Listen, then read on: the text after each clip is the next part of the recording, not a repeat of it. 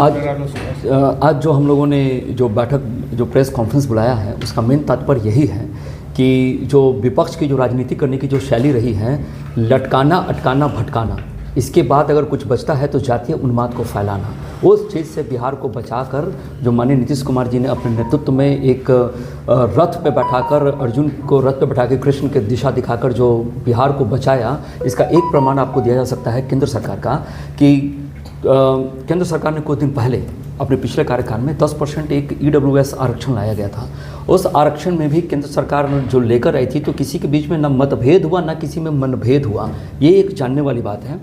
और तीसरी सबसे बड़ी बात यह है कि जो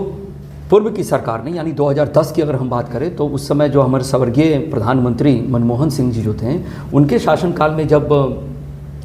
जनगणना की जो बात की गई थी तो उस समय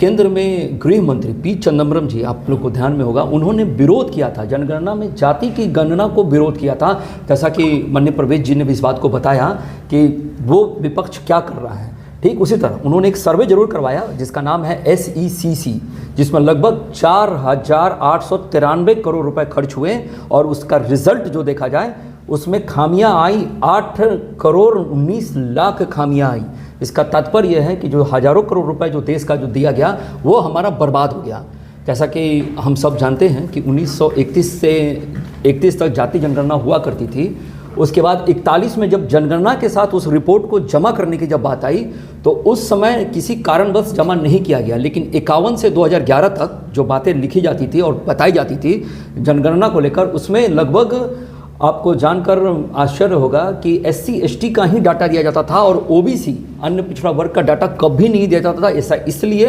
क्योंकि लालू जी भी जब शासनकाल में थे, कुछ हमारे एक मीडिया के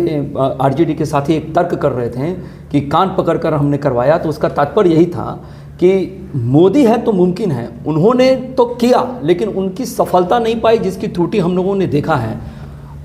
और जहाँ तक सवाल उठता है कि एक देश एक राष्ट्र की जो हम भाषा बोलते हैं और जो क्यों कराना है, इसको कराना क्यों आवश्यक है, संघ ने भी इस बात को 2024 में कहा था कि ये हम डाटा बट लेंगे लेकिन इसकी इस्तेमाल सही दिशा में होनी चाहिए, इसका इस्तेमाल उस दिशा में नहीं होना चाहिए जिससे समाज के अंदर कोई असंबंध फैले।